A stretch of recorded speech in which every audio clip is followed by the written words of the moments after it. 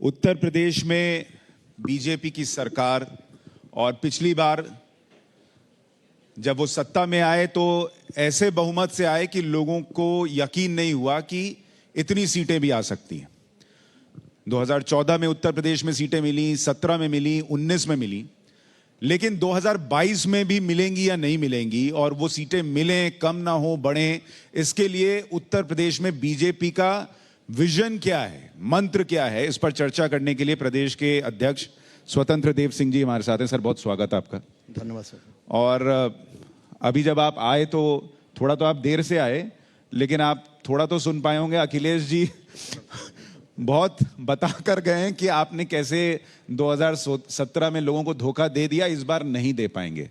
तो पहले तो अखिलेश जी जो कह कर गए हैं उन पर आपकी कोई टिप्पणी है, कोई जवाब है? वो कह रहे हैं आपने कोई काम नहीं किया, उन्होंने जितनी योजनाएं रखी थी आपने बस फीता काटा, आपकी सरकार ने फीता काटा।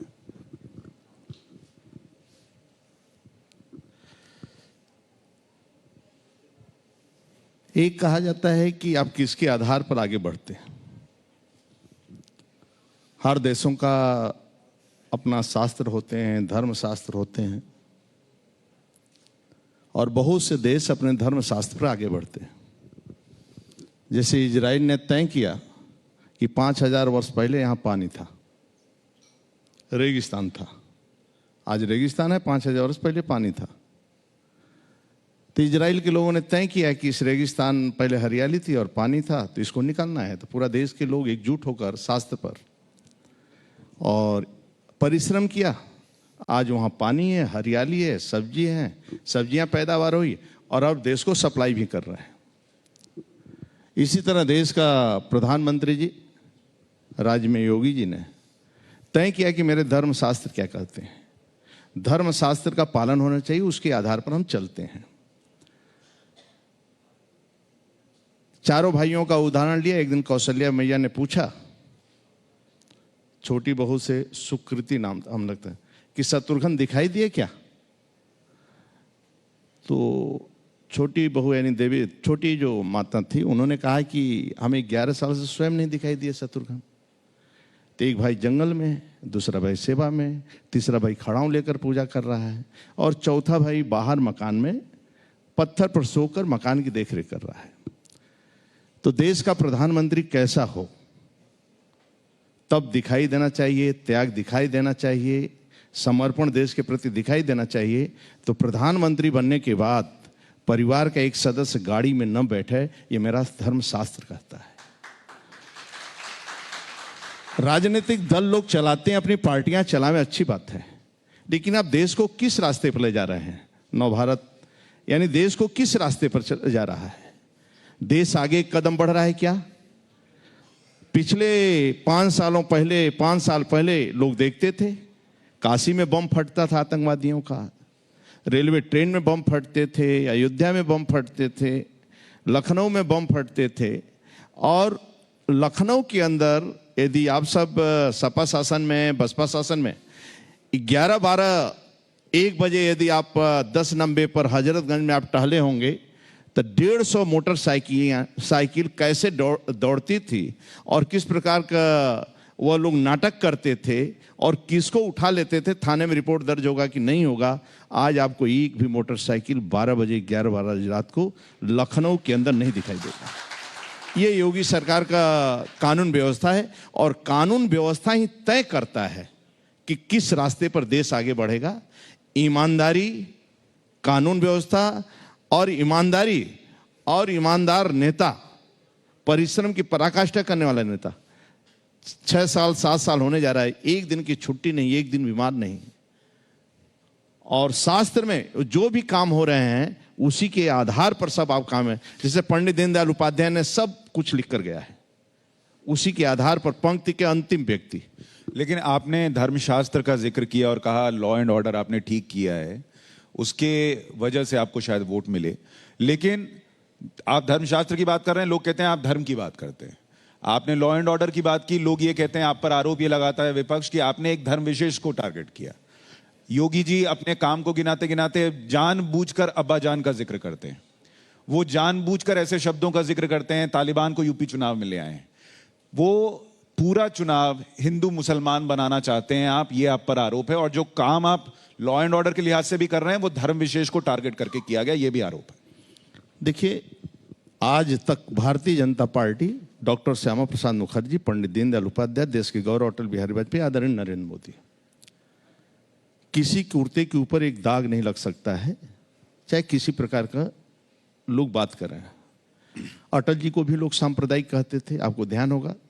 मैं भी इस विषय पर आ जाता हूं। लोकसभा के अंदर जब चर्चा हो रही थी, जब सरकार गिरी, जब वह प्रधानमंत्री बने थे, शपथ हुआ था, तो लोगों ने आरोप लगाया कि अटल जी सांप्रदायिक हैं, सांप्रदायिक हैं, कि अटल जी सांप्रदायिक हैं। और सांप्रदायिक क्यों हैं? राम मंदिर की बात करना सांप्रदायिक है, 370 धारा हटाना सांप्रदायिक है, अपने को हिंदू कहना सांप्रदायिक है, सामान्य नागरिक संहिता लागू करना सांप्रदायिक है। यदि ये सांप्रदायिक है तो मैं सांप्रदायिक हूं, और मुसलमानों के पोस्टर लगा देना, लेकिन सांप्रदायिक हूं। हिंदू सीए कानून का विरोध करने पर मुसलमानों के अब्बा जान पोस्टर की आप लगा बात देना। की, अब्बा जान तो सम्मान का है, अब्बा जान तो सम्मान का चीज है। ये तो अच्छी, पता नहीं क्यों अखिलेश जी भाई चिढ़ रहे हैं, सपा के मुखिया। ये तो अब्बा जान तो अच्छा सम्मान की बात है, लोग सम्मान की बात करते हैं। कोई आदरणीय योगी जी इसके लिए नहीं बोले हैं अब्बा जान तो। पर सर ये आप दिल से बोलिए, आपके घर में आपके जो बच्चे हैं वो आपको अब्बा जान तो नहीं बुलाते ना? देखिए, वहां पर तो अब्बा जान हम लोगों को भी आज भारतीय जनता पार्टी में, जैसे आप लोगों को बुरा लगता हो अलग विषय, लेकिन भारतीय जनता पार्टी में हम लोग इतने दिन से काम करने, जो युवा मोर्चा के अध्यक्ष हमारे साथ 2001 में थे, मैं प्रदेश अध्यक्ष था, वो जिला अध्यक्ष था, तो आज सब बड़े हो गए हैं, उनके बेटे हो गए हैं, बेटे के भी बेटे हैं, तो आते हैं, कोनो दादा कहते हैं, कोनो अंकल कहते हैं, कोनो ताऊ जी कहते हैं, तो इसमें बुरा क्या मानना है? लेकिन कोई अब्बा जान तो नहीं कहता। अब हमारे हिंदू संस्कृति में अब्बा जान का नहीं, लेकिन दादा, काका, हाँ, तो फूफा, ताई, अखिलेश यादव भी तो हिंदू है ताई, सर। ताई, अखिलेश यादव भी हिंदू हैं, मुलायम सिंह भी हिंदू हैं, तो उनको अब्बा जान बोलकर आप टारगेट कर रहे हैं। देखिए, उस पार्टी की तो बात मत करिए। केवल वह पार्टी मुस्लिम वोट बैंक की राजनीति करती है, केवल मुस्लिम वोट बैंक की राजनीति करती है। उनको किसी से प्रेम नहीं है, उनको लगता है कि इस वोट के, और हम क्या करते हैं, हमें वोट या मिले या न मिले, प्रधानमंत्री आवास मिलेगा तो हिंदू को भी मिलेगा, मुसलमान को भी मिलेगा, तो ये शौचालय मिलेगा तो हिंदू को भी मिलेगा, मुसलमान को मिलेगा, किसान सम्मान निधि हिंदू को मिलेगा तो मुसलमान मिलेगा। और हमारा दायित्व कि दोनों मिलकर इस प्रदेश को आगे बढ़ाना है, देश को आगे बढ़ाना है, दुनिया में देश का सम्मान बढ़े, और दुनिया में किसी देश में यहाँ का हिंदुस्तानी उतरे तो वह कहे कि पाकिस्तान वाले शर्मा कर कहते हैं कि हम हिंदुस्तानी हैं। आज मोदी जी के आने के बाद दूसरे देशों में पाकिस्तान वाले भी कहते हैं हम हिंदुस्तानी हैं, इसलिए सम्मान बढ़े। तो सम्मान का मतलब मोदी जी आने के बाद शांति के मार्ग पर आगे देश बढ़े, कहीं दंगा की बात नहीं करते। और यहां भी आप देखेंगे, मंदिर निर्माण के बाद एक भी दंगा नहीं हुआ और एक भी कहीं गुंडागर्दी नहीं हुआ, यानी ये आदरणीय योगी जी का प्रताप है और उनका काम बोलता है। सर, मैं मंदिर निर्माण पर भी आऊंगा, लेकिन आप ये स्वीकार कर लीजिए, जो अभी आप कह रहे हैं कि उस पार्टी यानी समाजवादी पार्टी को आप कह रहे हैं कि वो मुस्लिम तुष्टीकरण की ही पॉलिटिक्स करती है, तो आप ये मान लीजिए ना कि योगी आदित्यनाथ अब्बा जान बोलकर जानबूझकर हिंदू वोटर को बताना चाहते हैं कि देखो ये मुस्लिम वोटों की तुष्टीकरण करते हैं, इसलिए मैं इनको अब्बा जान बुला रहा हूं। नहीं, ऐसा नहीं है। देखिए, मैं तो सर सम्मान देने के लिए तो नहीं है, ये तो स्वीकार कर लीजिए। देखिए, आप कहेंगे जैसा कहेंगे उसकी बात अलग चीज है, लेकिन हम चिढ़ाने के लिए नहीं भाषण करते हैं। उन्होंने बोला, मतलब वो लोग जो भी कर सकते, जैसे मान लीजिए राम मंदिर है तो कार सेवकों पर गोली चलवाना, वो केवल वोट बैंक की राजनीति करते हैं। जो करना पड़ेगा करेंगे, उस वोट के लिए कुछ भी कर सकते हैं, आगे बढ़कर एक कदम कर सकते हैं, केवल वो वोट बैंक की राजनीति। अच्छा, लेकिन और मैं गारंटी से कहता हूं कि उनको लग रहा है कि वोट बैंक पूरा उनके पास आ रहा है। आप देखते रहिएगा चुनाव, तो उनके पास वोट बैंक आएगा ही नहीं। कौन ले जाएगा, कौन ले जाएगा? क्योंकि असदुद्दीन ओवैसी उनको दूसरी तरफ से गालियां दे रहे हैं, वो कह रहे हैं ये मुसलमानों के लिए कुछ नहीं करते। बसपा को लोग कमजोर समझ रहे हैं क्या? बसपा मजबूत है, सपा से तो मजबूत है। कितनी सीट है बसपा के लिए? आप देखते रहना। अब लोकसभा में देखिए, आप लोकसभा में तो आप देख ही लिया, आगे लोगों को गलतफहमी है, गलतफहमी आगे देखिएगा। तो आप ये एक हेडलाइन तो देके जा रहे हैं ना कि बसपा को, आपकी टक्कर बसपा से, सपा से नहीं है। मेरी टक्कर आज के डेट में कोई नहीं है। टक्कर वही कर सकता है जो नेता तपस्वी हो, त्यागी हो, जो वंशवाद की बात न करे, परिवारवाद की बात न करे, गोत्र की बात न करे, जातिवाद की बात न करे, उत्तर प्रदेश को विकास के रास्ते पर ले जाने और नौजवानों को आगे बढ़ाने की बात करेगा, वही हमसे टक्कर ले सकता है। मेरे पास दोनों नेता ईमानदार हैं, परिश्रमी हैं, परिश्रम की पराकाष्ठा करने वाले हैं, गरीबों के सेवक हैं, गरीबों के कल्याण की बात करते हैं। 2011 की गणना के अनुसार, ऐसा मैं बोल रहा हूँ, 2000 गणना में मुसहर बनटांगिया नहीं थे। आज उस सभी को मकान देने का काम आदरणीय योगी जी ने किया है। यानी जोड़ा मुख्यमंत्री आवास, प्रधानमंत्री आवास में आवास नहीं। भाई आप राजनीति करते हैं, किसके लिए राजनीति करते हैं? किसके लिए राजनीति करते हैं? मतलब राजनीति करना है तो गरीब के लिए किया जाता है, गरीबों के लिए किया जाता है, देश के लिए किया जाता है, समाज के लिए किया जाता है। और कैसे कद बढ़े, जैसे एक परिवार का उदाहरण है, एक परिवार में बेटा पढ़ लिख कर आगे निकल जाए और परिवार की चिंता करे, दादा काका नाना फूफा सभी के परिवार की चिंता करे तो परिवार बढ़ता है। उसी परिवार में, बिल्डिंग में एक शराबी लड़का पैदा हो जाए तो बिल्डिंग खंडहर में तब्दील हो जाती है। इसी तरह राजनीतिक दल है। ये राज्य की चिंता करना पड़ेगा, ये हमें चिंता करना पड़ेगा और दिखाई दे कि हमारे शास्त्र हमेशा त्याग की बात करते हैं, तपस्या की बात करते हैं। इसलिए त्यागी तपस्वी दिखना चाहिए और पार्टी में भी कार्यकर्ताओं को आगे बढ़ाने की आदत होनी चाहिए। तो त्याग तो मायावती जी भी कर रही हैं, वो कह रही है अब अपनी मूर्तियां नहीं बनवाऊंगी। तो कितना बड़ा त्याग है। और आप खुद कह रहे हैं बसपा जो है वो अब आगे बढ़ रही है। देखिए बसपा सपा शासन जब भी किया है, और आप ध्यान देंगे ये दोनों पार्टियां कभी भी लोकप्रियता के आधार पर नहीं जीती उत्तर प्रदेश में। एक बार लोग सपा को निपटाए तो बसपा आ गई, भ्रष्टाचार गुंडागर्दी के चक्कर में सपा को निपटाए तो बसपा आ गई, फिर गुंडागर्दी भ्रष्टाचार के बसपा में निपटाई तो सपा आ गई। पहली बार विकास के नाम पर लोग वोट देने जा रहे हैं, आदरणीय योगी सरकार को लोग वोट देने जा रहे हैं, आदरणीय नरेंद्र मोदी जी को वोट देने जा रहे हैं। ये विकास के नाम पर वोट है। मैं इसलिए पूछ रहा हूं, बसपा की बात बार बार कर रहा हूं क्योंकि आपने खुद कहा कि बसपा इस बार सपा से ज्यादा स्ट्रांग नजर आएगी इस चुनाव में। और बीएसपी अगर स्ट्रांग होती है तो वो समाजवादी पार्टी का वोट कम काटेगी, आपका वोट ज्यादा काटेगी। मुसलमान तो वैसे भी आपको वोट नहीं देता, 7% वोट आता है। देखिए आज के डेट में भारतीय जनता पार्टी बहुत आगे है। कितनी आगे? मतलब आज जो सीटें हमारे पास है इससे ज्यादा, क्योंकि हम काम कर रहे हैं। आप कहीं राज्य के अंदर चले जाएंगे, राज्य में कहीं चले जाइए, किसी गांव में चले जाइए, जहां तक अपना अनुभव है, एक व्यक्ति आदरणीय मोदी जी योगी जी के खिलाफ नहीं है। राजनीतिक दल को छोड़ देंगे, मुसलमान भी प्रशंसा करेगा क्योंकि उसके घर तक विकास पहुंचा है। कोई गरीब आदमी नहीं, आपको झूठी मानेंगे, आज कोई झोपड़पट्टी पर भी कब्जा नहीं कर सकता है जबरदस्ती। कोई गुंडा अपना पटका नहीं लगा सकता है। मतलब आज भी केवल विकास की बात होती है और विकास नीचे तक हो रहा है। अखिलेश यादव तो अभी बोल कर गए कि आपने राम मंदिर के लिए जो जमीन एक्वायर हुआ उसमें भी घोटाला हो गया है।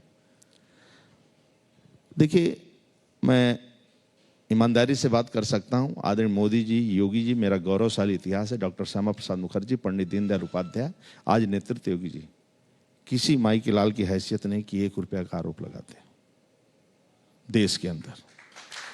और समाज भी खड़ा है पूरा। मतलब हम देश के लिए मरते हैं, देश के लिए जीते हैं, गरीब के लिए मरते हैं, गरीब के लिए जीते हैं। हम राजनीति करने आए हैं तो गरीबों के लिए राजनीति करते हैं। हम सत्ता बनाते हैं तो गरीबों के लिए सत्ता बनाते हैं, गरीबों के कल्याण के लिए बात करते हैं, गांव के विकास की बात करते हैं, गांव की खुशहाली की बात करते हैं। कभी भी हम लोग ये नहीं चाहते हैं कि किसी प्रकार का हम लूटने, हम राज्य को लूटने। राजनीति मेरा मिशन है, राजनीति मेरा व्यापार नहीं है। इस आधार पर हम लोग गांव की बात करते हैं। इसी प्रदेश में अभी महापंचायत की राकेश टिकैत ने, उन्होंने कहा किसान आपके खिलाफ हैं। तो गांव तो किसानों से ही बना है, देश ही किसानों से बना है, और इस प्रदेश का किसान आपके साथ है नहीं है।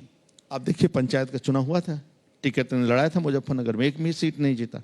बीजेपी सबसे ज्यादा अधिक सीट जीती। फिर जिला पंचायत हम अध्यक्ष जीते, ब्लॉक प्रमुख जीते, एक भी नहीं जीता। पर उस महापंचायत में तो भीड़ आई थी। वो आए होंगे वोट के समय, देखिएगा किसको वोट देते हैं। तो क्यों गए थे वो लोग? राकेश टिकैत को देखने तो गए नहीं होंगे। अब पता नहीं कहाँ से ये लोग आते हैं, कहाँ जाते हैं।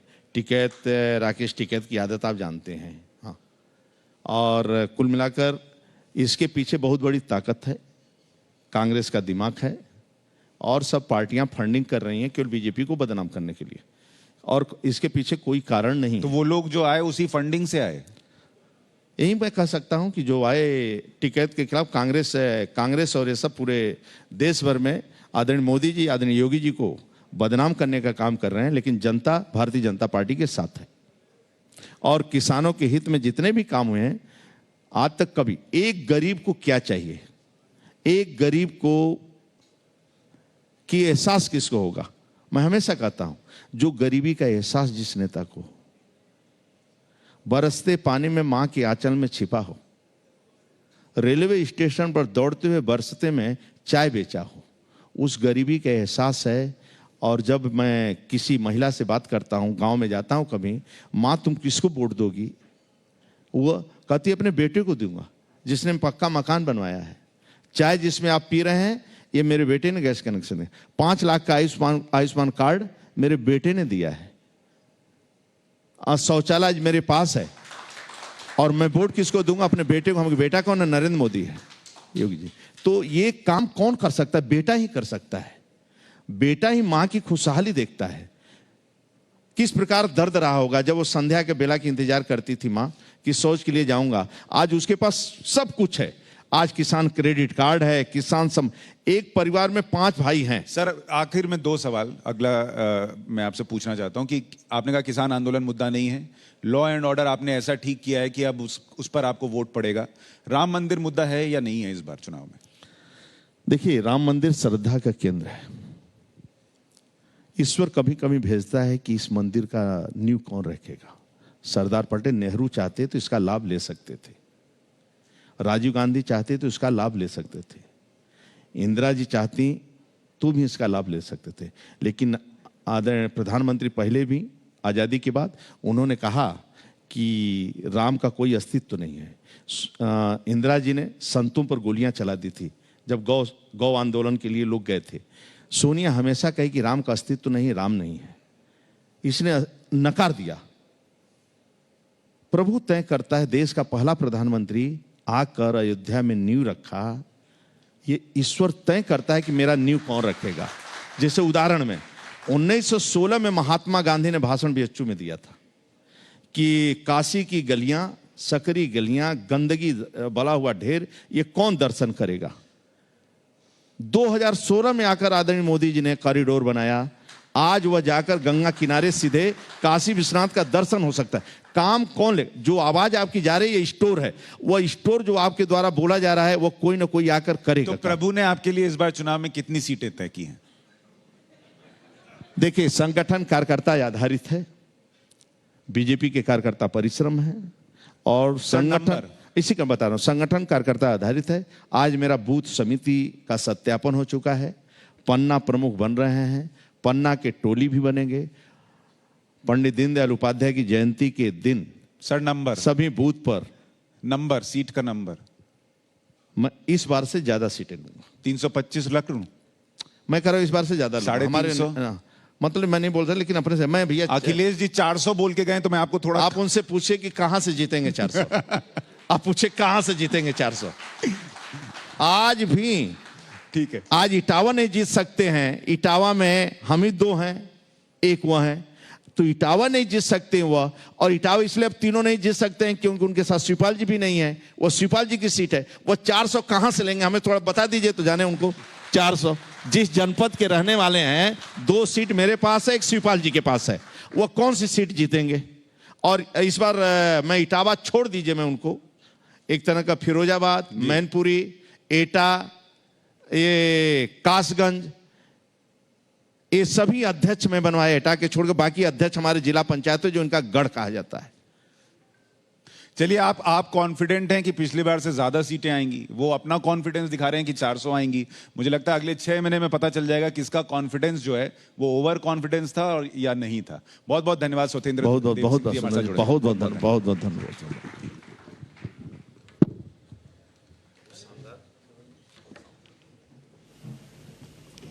बहुत बहुत धन्यवाद सर नवनिर्माण मंच पर आने के लिए।